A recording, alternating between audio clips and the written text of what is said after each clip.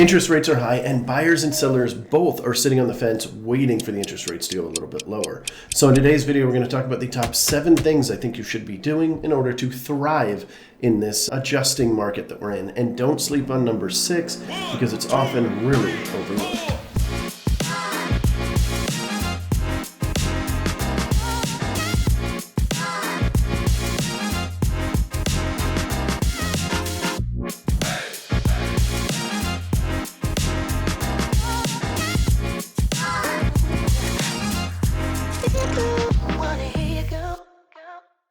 So as the real estate market makes changes, real estate agents need to change according. So these are 7 things that I think we should really be focusing on. And it kind of brings us all the way back down to the basics. And the first thing that I want to talk about, we are going to spend a little bit more time on this one than we are the other 6. So please bear with me, but it's the most important. And in fact, I would argue that it's the most important no matter what the market is looking like and no matter what phase of the industry you're in, whether you're a brand new agent or a seasoned veteran. Number 1 is mindset. If you don't have your mindset right, everything else just goes by the wayside. You can't have a thriving real estate business and have a bad mindset. I've never, ever met somebody that had a bad mindset but a great business. That is, of course, pending the unicorn years we just got out of, where you could basically sit back and relax on the beach or enjoy a cocktail at lunch, and somebody would call you by noon 30 and say, I want to buy. And you go, yeah, great, let's go ahead and meet up tomorrow. And everything's fine because your phone's just ringing and people are just contacting you. Well, unfortunately, the unicorn days are over. As much as we love them, now we've got to get back to work and get back to the basics. So when we're talking about mindset, we're actually talking about a couple of subcategories inside of that. And the first of those is adaptability, which is probably why you're on this video, is because you understand that things are changing and that we as real estate professionals need to adapt accordingly. So let's try to be flexible with this. As new clients are entering into the market, the ones that are actually entering into the market that need to buy, and it doesn't matter what the interest rates are, or that they understand that interest rates are fluid and that they could refinance later, they're going to have different needs, wants, and expectations, right? They know that the market's not like it was before, and they're not naive to that, and they're going to expect you to behave according as well. The next thing we need to talk about is having a positive outlook. It is going to be very difficult to thrive in a real estate shifting market without a positive outlook. And I know what you're saying. There's some people out there that are watching are going, but I'm getting kicked in the mouth right now. I don't know when the next thing is going. My deals are falling apart. Nobody's calling me. Everybody just canceled and they're all waiting 6 more months or waiting for something. And now I don't know what to do. It's very difficult to stay positive in those moments. I understand that. I'm not naive to that. Early on in my career, I went broke twice, shutting down my account broke at the bank because I was so embarrassed to go back in there, sort of broke. I understand it, okay? But keeping that positive mindset is the only way to really keep your motivation going forward, because if not, you're going to sit around, you're going to mope and not be happy about everything that's going on. And before you know it, you've got a job and the market's rebounding and you could have survived all of it and then even thrived during it, but you didn't because your attitude was poop. We don't want that. Let's get rid of the poop attitude. So let's try to up that up. I don't know what strategies you need to use in order to do that, but try to focus on a little bit because it will help you in the long run. The next thing is resiliency. Very similar to that adaptability and flexibility we talked about. You also need to have some resiliency, okay? You're going to be kicked in the mouth if you haven't already, and that's okay. That is part of the game. That's why we save so much. It's why you're supposed to put so much back. I know a lot of you are watching this right now going, but I've been spending absolutely every dime that I've ever had. Well, let's get out of that from here on out so that you can survive the next shift and the next shift and the next shift, because they will keep coming if you stay in this industry. But when you take a client-centric approach, now your phone is ringing because you treated them very well. They had a 5-star or even a 6-star experience with you, and now they want to continue to work with you. And even better yet, if you really take it to the next level, now they want to tell their friends about you. Having a client-centric approach helps you with word of mouth, and word of mouth is the only way in your business to build an exponential growth pattern, okay?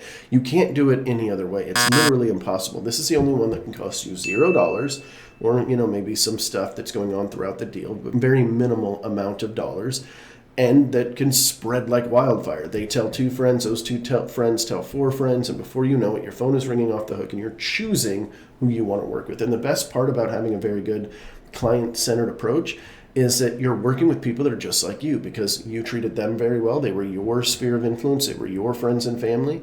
They're going to refer people that are just like them. And if you liked them, you're going to like their clients most of the time. Now, next in this little subcategory of mindset is time management.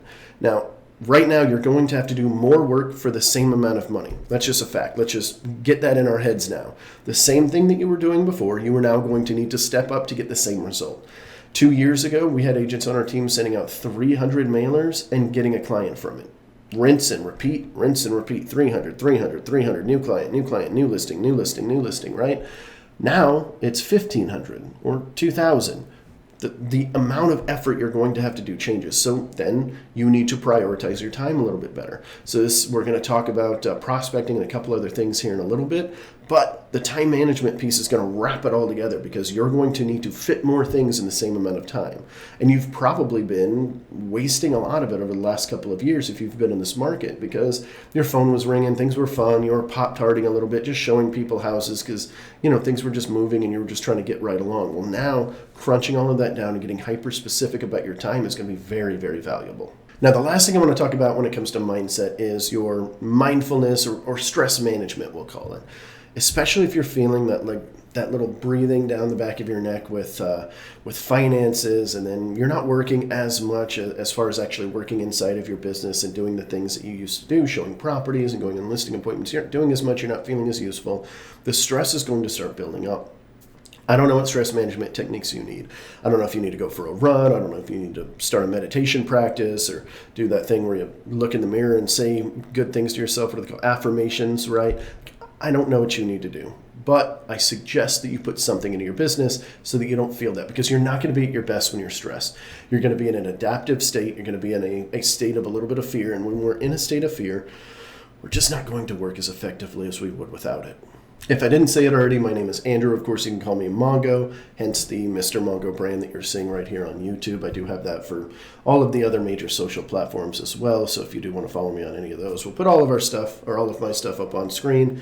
You can call, text, and email as well if you have any short questions. Or, of course, you can comment down below. Now let's get on to the other 6 items that I wanted to talk about in a shifting market. Now, the next thing we should discuss is pivoting our marketing efforts. Okay, what might have been working a year ago might not necessarily be working as well now. And a lot of times we get really busy and we're throwing money at this or we're throwing effort at this. We're not really taking a hard look at, is this the best use of my time? For instance, if you're doing open houses and you're also cold calling, but you do them both and you do 2 open houses a week and you cold call twice a week, you're putting in the same amount of effort. If you were to look at that and find out that the open houses are working way better than the cold calling, well, why don't we add an extra open house in every single week and scale back a little bit of the cold calling? Don't get rid of it completely because it will eventually bounce back and then you're going to want to readjust again. These are the kind of things that we want to look at when things are a little bit slower, and we can take a little breather and look at our business. So when you're looking at these things, try to be objective as possible, okay? Don't get romantic about exactly what used to work, okay? Well, yeah, Craigslist used to work back when I first started. It's not working near as well anymore, although I'd be interested to see if anybody's still trying it, but that's a whole different story. My point is we don't want to get romantic about that because things change. That is one of the beautiful things about real estate. And if you're somebody that just despises change and you just want to cold call every single day and that's the only way you're going to do it, that's fine. It might work forever. I don't know. But it's likely not going to. We're not going to be as effective during different times. And that's what we need to look at, because right now when our time is so important, because we're going to have to bump up all of our marketing efforts, as I mentioned before, we're going to need to make sure that the time that we're putting in is as effective as possible. If we're putting in the same time into this and this is bringing 2 deals a month and this is bringing 0 or half of one a month, we need to do more of this thing. And so that's really what I want you guys to take a little bit of time, write that down, come back to it, look in your business and be as objective as possible. But be very careful about this. You don't necessarily want to get rid of something that can work much later if you've got the funds to do so. So if you've got a healthy savings lined up and you're like, okay, cool, I can last another 6 months to a year at this pace, it's fine. Then in that case, maybe not slowing down on, let's say, something like Google pay-per-click, which is down right now. It's generally somewhere between 1.5 and 2.7% conversion, and it's a little under 1% right now. At least that's what we're noticing. It might be different in your area, but we need to know that, okay, cool, although that's not paying for itself right now, as soon as the interest rates drop and all of these people come out of the woodworks, as long as our follow-up systems are in place, then that's a good strategy. But if we don't have the money to sit there and keep doing it, then we need to scale back, and we can bump that up when income comes back in. These are the kind of things that you need to take a look at. For a lot of you guys, this might not be the kind of stuff that you're used to doing.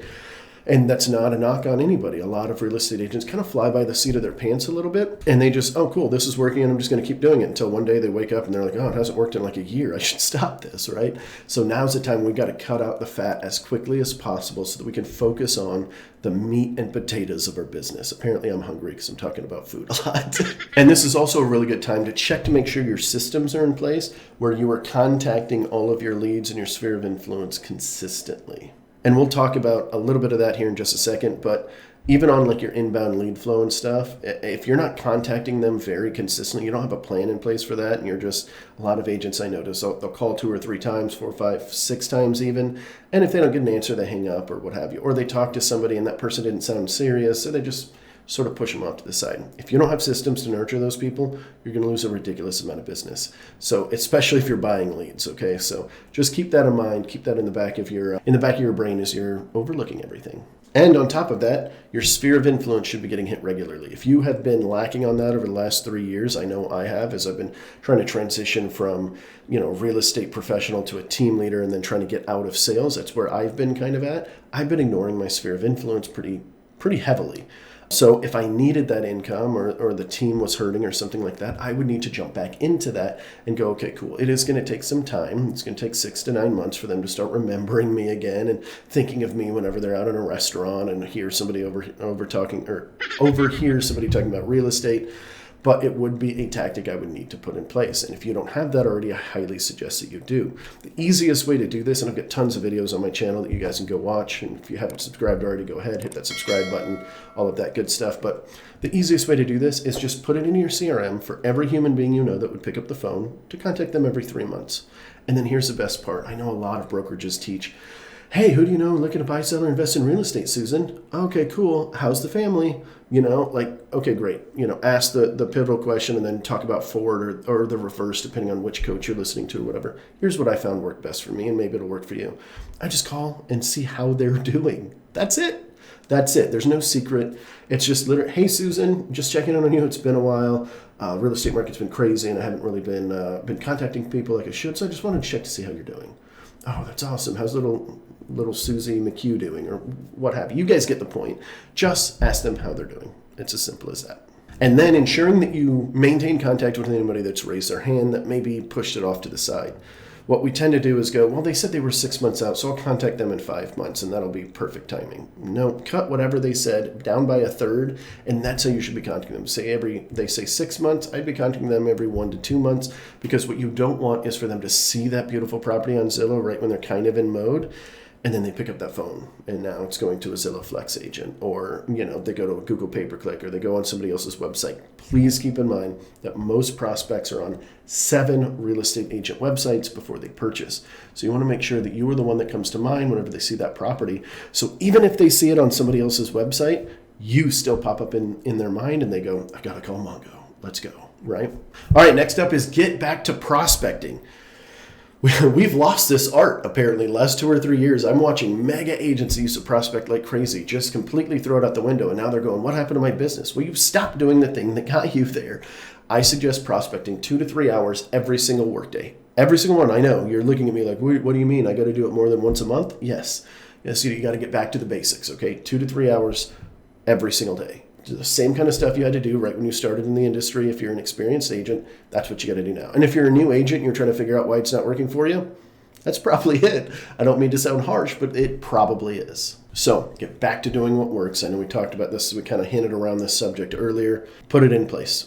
Get that calendar etiquette in place and do the 2 to 3 hours of prospecting. If you don't know what to do, jump on YouTube, take a course, talk to a mentor, talk to your broker, find out what other people are doing that is working, and duplicate that same thing for 2 to 3 hours per day. You will not regret it.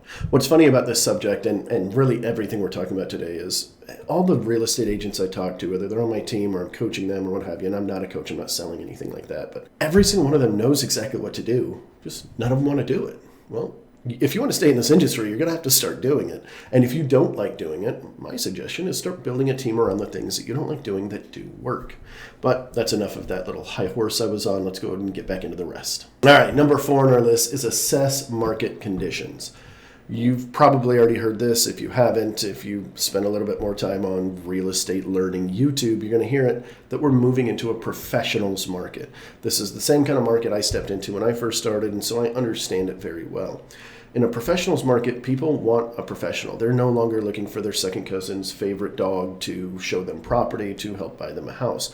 Now they're going, hey, your second cousin's favorite dog, what do they know about real estate? I know dogs can't sell real estate, but bear with me here. They want to know what they know about real estate. They want to know their track record. They want to know a lot more things than they do now.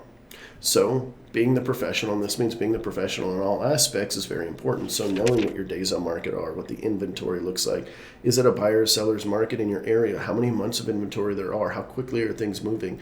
What's the list to price ratio selling in your city? And each city is different. So knowing those things is very important, because those are the kind of things that they're looking for. And with that, I was going to make a whole nother subcategory of just this, but I feel like it goes very well here, is your pricing strategy when you're actually listing a home. Is so incredibly important right now. It's always important. That's really what we get paid for, is pricing, right? Like, let's be honest, the MLSs and all the syndications that we do, it blasts the property out there. We don't need to do a whole lot to sell a lot of properties. This might be property dependent and sometimes, price point dependent, because in the higher price points, you do need to spend a little bit to get a little bit more traffic or get creative with it. But just going back to the basics, right? For the most part, pricing is very important. And if you have several different listings that have been sitting on the market for 180 days, the client that is looking you up and they're checking out your social platforms and they're checking out your reviews on Google and Zillow, and then they see that you've got all these properties and they're clicking, they're going days on market 192, days on market 214, days on market 16. I know 16 wasn't a high number, but you get my point. They're looking at that. And if they see a bunch of properties that have been sitting there, they are much less likely to call you. They might still call you, but it's much, much less likely. So my suggestion is to have all of those metrics we just talked about, the days on market, all that stuff, ready for you anytime you're doing a listing appointment, and just check up with them once a month, maybe even post about them on social when you are doing that, and use that as another piece of social to push out. Which just segues really well into my number 5, is price properties strategically. There's so much damage that can be done if you don't price a property appropriately, that it's not just hurting the seller and your pocketbook because that thing's sitting on the market. It's a hard conversation to have with somebody when they're saying, well, I want $400,000 for my home, and it's only worth $350,000. But it's much easier to have that conversation there than let the damage continue. Because here's what happens. When a seller is looking at you as a potential partner to partner with in selling their home, they're going to do a few things. They're going to check out your social media, which is why social media is so important in this day and age, although it's not needed, but it is important. Then they're also going to look at all of your reviews. They can find them on Zillow, Realtor.com, and Google, most commonly maybe Yelp in your area, depending on which part of the country you're in. There might be a few others. But they're checking out all of that. And another thing that they're checking for is the properties you have on the market right now. If they see that you've got 5 properties and 4 of them are over 100 days on market, or 200 days, and the average in your marketplace is 60, and you did it just because you're trying to be nice, they're your friends, they wanted to list a little bit higher to see what happens. The problem is this can hurt your business long term, because now that person that received your flyer isn't calling you. That person that received your postcard that you've been farming this neighborhood forever and you're just not getting anything from it, it's because they're looking at this kind of stuff and they're going, do I want my house to sit on for 100 days? Because I want somebody that's going to sell it. I've got some place to be. Interest rates are high. I need the most amount of money so I can put it down over here or buy my rate down. These are all very important. So pricing strategically is super important. And then also, if you're in a declining market, pricing down to where it goes is much better than chasing the market down. You're going to end up losing a lot of money for your clients. So another thing to consider as well. Now, number 6 on my list is staying learning based. I feel like this one's really, really, really overlooked. Although I don't feel like it is for anybody that's watching this right now, because you are learning based, because you wouldn't have made it here if you weren't.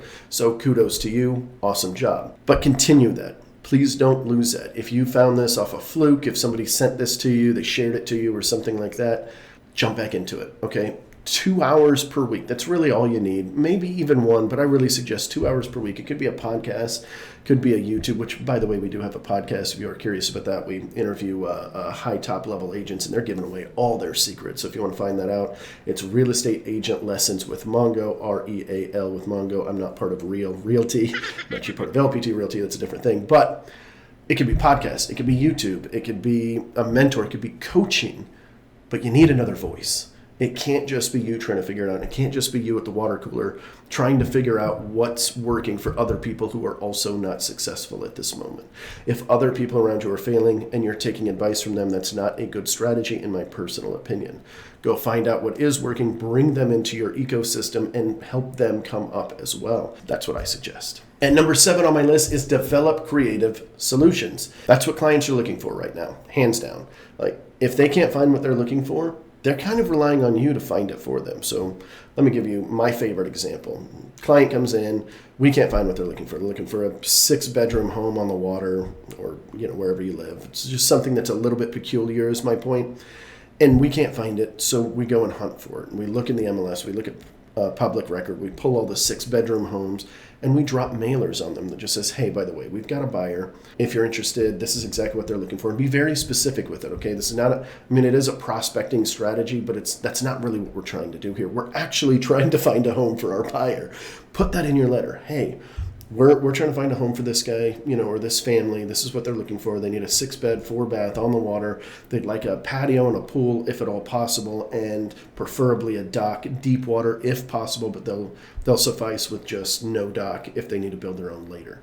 Do you know anybody that has this property? Now, the person that's been sitting there going, I'd love to sell, but where am I going to go? Interest rates are so high, whatever their excuse is, they're looking at the seller going, well, hold on. We've got a buyer in hand, and we're not even going to have to put it on the market. I don't have to worry about the kids messing up the rooms. I don't have to worry about me cleaning this up super pretty. I only have to do that one time for this quick showing. Great. Now, that is a creative solution that works as a win-win. And this is where it becomes a prospecting strategy, where if it doesn't work out and your buyer legitimately doesn't like it, then that's fine. It at least opens a door. And my favorite part is it kind of plants the seed for them.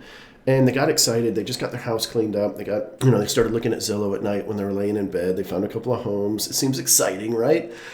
And then the buyer just was like, hey, it's just not for me. I don't like the split floor plan. I prefer to have my kids near me, or, whatever their thing was, or the opposite, right? And now they're going, well, maybe we just need to have a conversation about that. And that kind of gets the ball rolling, and maybe you get a sale that way. The point of this is using creative solutions to help your buyers will help that word of mouth even more. Because if you do find somebody, and we do this all the time, these buyer letters, by the way, when we do them, those people are huge cheerleaders, because we found a property that was not on the market for them. They felt like they got a good deal. The seller feels like they got a good deal. And most of the time, we get to get the sale there, and then we get to help the buyer with theirs if they're staying in the local area. And if not, we're getting a referral fee. But we're leveraging our buyers. So if you don't have that in place, it might behoove you to leverage every one of your buyers. Now, if they're just looking for a 3-2 in a certain area where everything's a 3-2, it's going to be a little bit more difficult to do this. But for the ones that you can leverage it out, drop some mailers, spend a little bit of extra check equity and sweat equity stuffing envelopes, and get some more stuff out there and build that word of mouth even faster. If you've made it this far, I hope you got some sort of value out of it. You didn't just fall asleep while I was talking.